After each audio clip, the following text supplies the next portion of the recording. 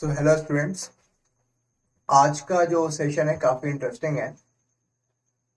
In this session we will be talking about coherent and incoherent addition of waves. तो ये दो तरीके के वेव्स हैं, इनको इनमें एडिशन ऑफ वेव्स जो है किस तरीके से हो रहा है, which it causes interference. Addition of waves cause interference. तो बेसिकली इंटरफेरेंस की ही स्टडी हम लोग यहाँ पर इस चैप्टर में पढ़ करने हैं। और इंटरफेरेंस जो है, जब ये दो वेव्स एक दूसरे से इंटरेक्ट करती हैं, तो जब दो वेव्स बिल्कुल एक दूसरे के बीच में एग्जैक्टली सेम सुपर इम्पोज करती हैं, तो हम कहते हैं कि दोनों के बीच में कंस्ट्रक्टिव इंटरफेरेंस हो रहा है। ठीक है। सिमिलरली अगर दो वेव्स हैं सॉरी अगर दोनों के बीच में एक दूसरे के अपोजिट डायरेक्शन में इनका एडिशन हो रहा है, यानी कि इनकी डायरेक्शन एक दूसरे से 180 डिग्री अपोजिट है, इस केस में हमें डिस्ट्रक्टिव इंटरफेरेंस मिलता है। यानी कि यहाँ पर दोनों के बीच में जो एंगुलर जो डिफरेंस है वो 180 डिग्री का है, और पहले वाली केस में दोनों बिल्कुल ही एक ही डायरेक्शन में है, तो वो दोनों जुड़ जा रहे हैं। तो ये दो चीजें हैं, इनको मैथमेटिकली हम लोग अंडरस्टैंड करेंगे। और क्वालिटेटिव एनालिसिस करना जो है वो अच्छी बात है, इसमें कोई प्रॉब्लम नहीं है। लेकिन जब हम मैथमेटिकल एक्सप्लेनेशन करते हैं तो फिर जो भी डाउट्स हैं वो सारे के सारे फ्लश आउट हो जाते हैं। तो before we move forward, let's talk about coherent and incoherent sources. तो जो कोहेरेंट वेव्स हैं, यानी कि दो सोर्सेज हैं S1 एंड S2, दोनों के अगर ये कोहेरेंट है, what does it mean? Both have same frequency, wavelength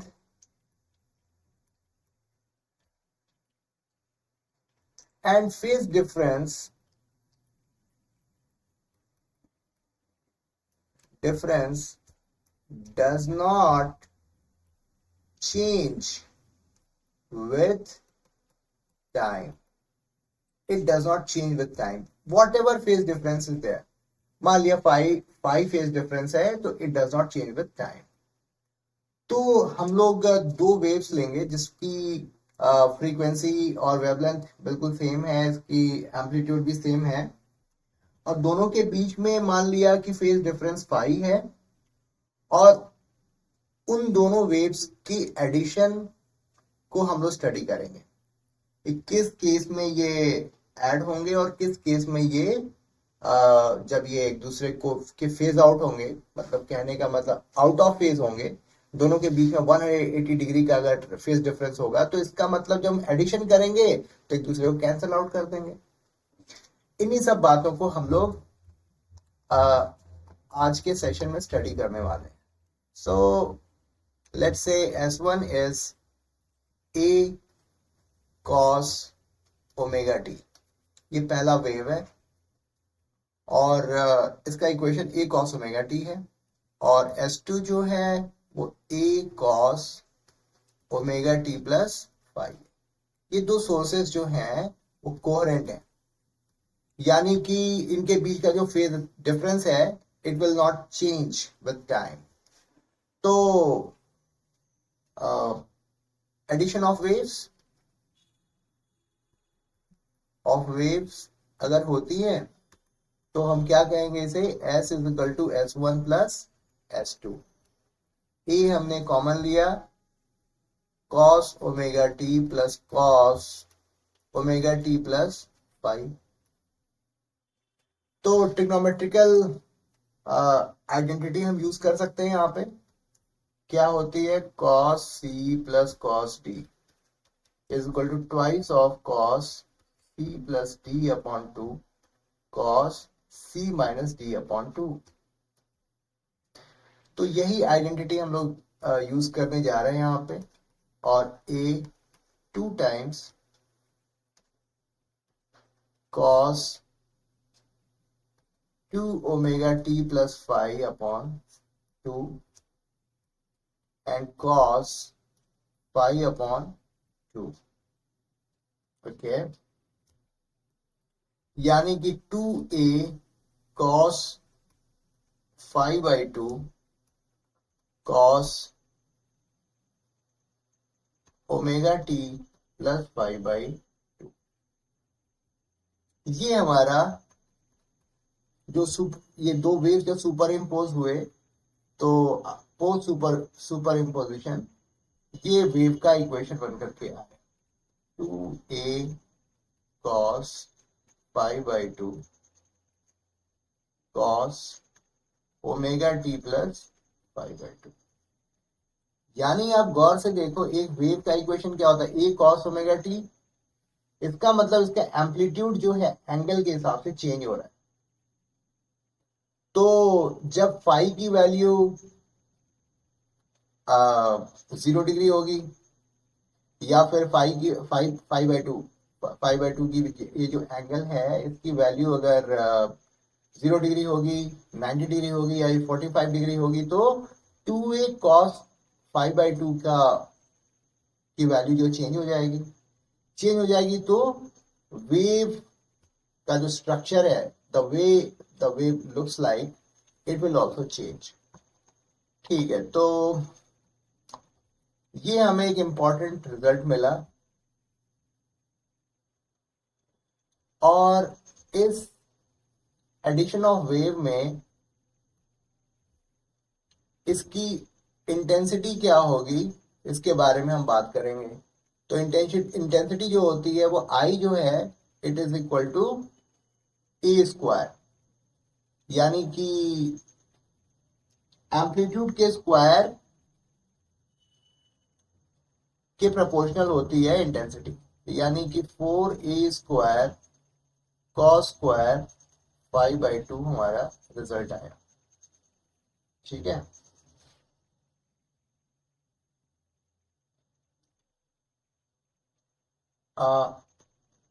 in case of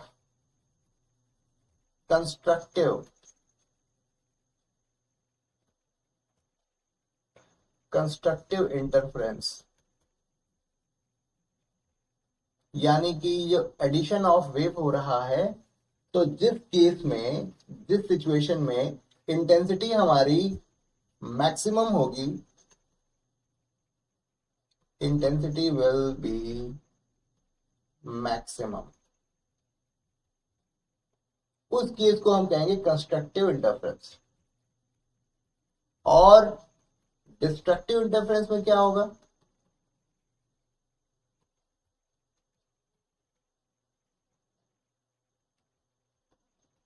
intensity will be zero,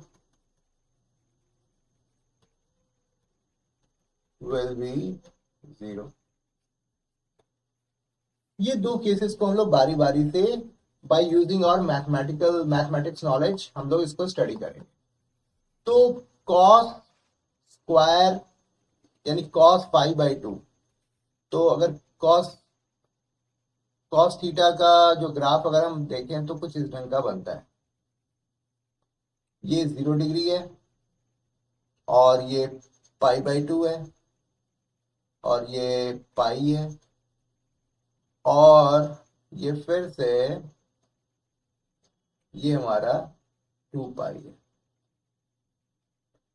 इस तरीके से cos थीटा जो है का ग्राफ हमें मिलता है। तो अब आप गौर से देखो, 0 डिग्री पर cos थीटा की वैल्यू जो है वो 1 है और पाई पर भी cos थीटा की वैल्यू -1 है, लेकिन cos स्क्वायर थीटा की वैल्यू क्या होगी? वो 1 हो जाएगी। यानी कि cos pi by two is equal to cos n pi. अगर एन पाई कंसिडर करें, पाई, 2 पाई, 3 पाई, 4 पाई, है ना, तो pi divided by 2 is equal to n pi, and phi comes out to be 2n pi. तो फाई के पॉसिबल वैल्यूज क्या होंगे? It will be element of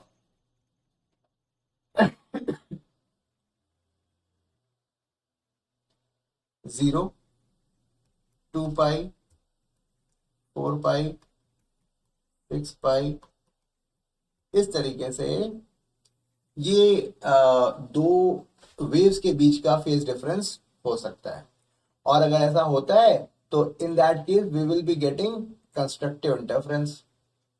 तो this is the condition of constructive interference, जब दो waves के बीच में 2 पाई या फिर 0 डिग्री का या फिर 4 पाई 6 पाई का फेज डिफरेंस हो। तो उस केस में हमें जिस मोमेंट पर हमें ऐसा मिलेगा, वहां पर जिस जगह पर हमें ऐसा मिलेगा वहां पर हमें कंस्ट्रक्टिव इंटरफेरेंस देखने को मिलेगा।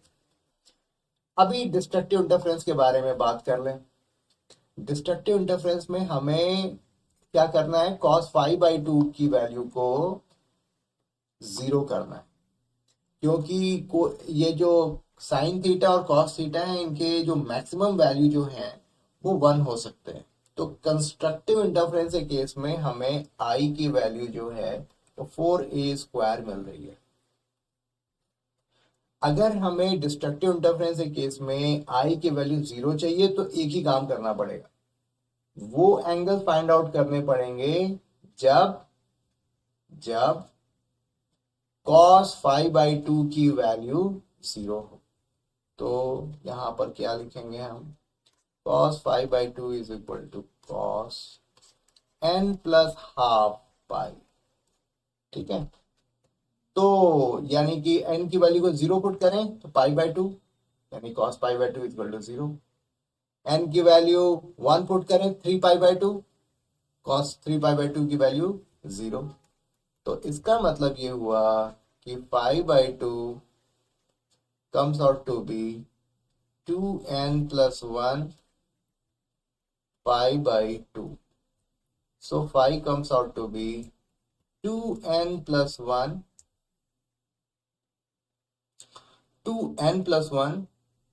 pi।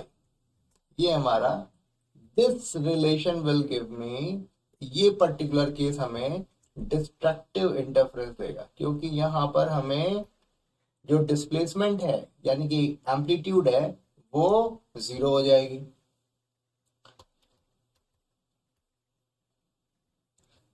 तो यानी कि phi will be element of आप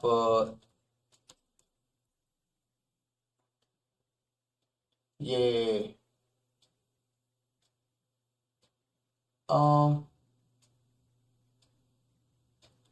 पाई, फिर उसके बाद 3 पाई, 5 पाई, इस तरीके से दोनों के बीच में फेज एंगल, फेज डिफरेंस होना चाहिए।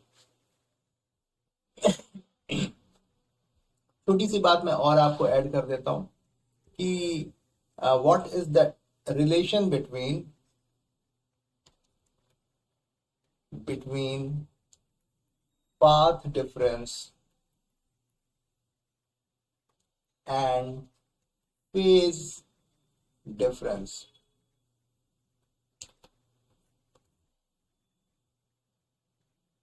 To pi phase difference corresponds to lambda path difference। so अगर फाई एंगल का फेज डिफरेंस है, it will correspond to lambda upon 2 pi into pi। ठीक है, तो इसका मतलब ये हुआ कि अगर 2 पाई का फेज डिफरेंस है तो पाथ डिफरेंस कितना होगा? लैम्डा।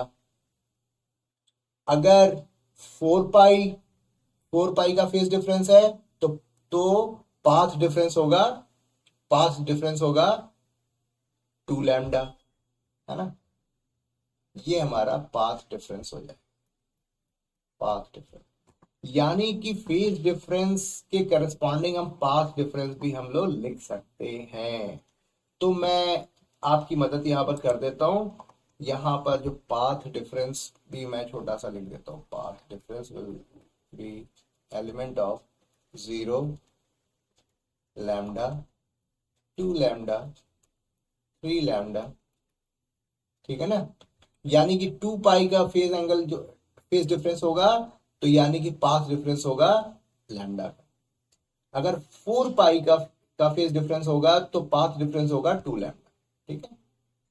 जो फॉर्मूला हमने आपको नीचे दिखाया है उसी को हम लोग यहाँ पर यूज कर रहे हैं। सिमिलरली यहां पर जो पाथ डिफरेंस होगा it will B lambda by 2 3 lambda by 2 5 lambda by 2 like this. इस तरीके से पाथ डिफरेंस और फेज डिफरेंस दोनों ही केस में हमने what is the condition of constructive interference and what is the condition of destructive interference, इसको हमने understand किया। आई होप इतनी बातें आपको अच्छे से समझ में आई होंगी।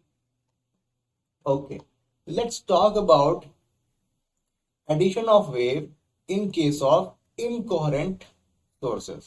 If sources are incoherent, what does it mean? Phase difference between two sources are not constant. It means phi keeps on changing. Phi keeps on changing, ठीक है। ये this is the condition of incoherent source. तो अगर दो ऐसे sources हैं S1 and S2 जिनके बीच का जो फेज डिफरेंस है अगर वो चेंज हो रहा है तो हम कहेंगे दे आर इनकोहेरेंट सोर्सेस। तो अभी हम लोगों ने क्या फाइंड आउट किया था, 4a² आई की जो वैल्यू आई थी क्या आई थी, 4a² cos² 5/2, ये आई की वैल्यू आई थी। मैथमेटिकली हमने इस एक्सप्रेशन को फाइंड आउट किया था, ऊपर ही किया था थोड़ी देर पहले। तो अगर हमारा फाई जो है कांस्टेंट नहीं है तो in this case average value of cos² 5/2 will be 1/2। ये जो cos² 5/2 की जो एवरेज वैल्यू आएगी वो 1/2 होगी। तो एवरेज इंटेंसिटी क्या हो जाएगी, एवरेज इंटेंसिटी 4a² हाफ हो गया, यानी कि 2a²। तो इसका मतलब ये हुआ कि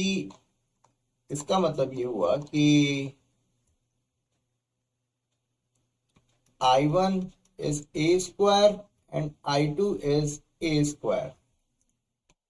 तो यहां पर I average comes out to be I1 plus I2, यानी दोनों सोर्सेस की जो इंटेंसिटी है उनको हम जोड़ देंगे, दैट्स ऑल। तो इसका मतलब एक रूम में या फिर एक क्लासरूम में दो ट्यूबलाइट्स हमने जला दी, एक की इंटेंसिटी I1 है और दूसरे की इंटेंसिटी I2 है, तो टोटल इंटेंसिटी पूरे रूम की जो एवरेज इंटेंसिटी क्या होगी, I1 प्लस I2, दोनों की इंटेंसिटी हमारी जुड़ जाएगी। ठीक है, बात समझ में आ रही है आपको। तो